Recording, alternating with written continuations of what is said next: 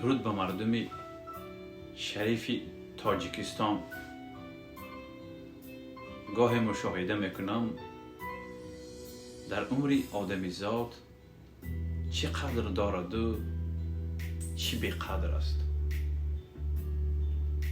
دوست جانی با ارزش، دوست زبانی و نانی بی ارزش، عدالت با ارزش، ظلم بی ارزش،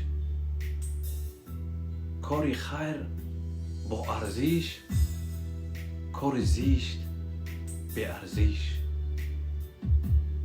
کتاب خواندن و دانش گرفتن با ارزش، دروغ و لاف و گزاف بی ارزش.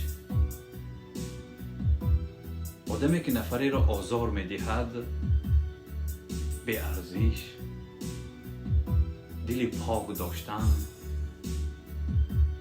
با ارزش. گمان میکنم اگر در زندگی خیش انسان ارزش ها را قدر کرده باشد و قدر بکند، عالم گلستان خواهد شد. با ارزش باشیم و ارزشمند بمانیم.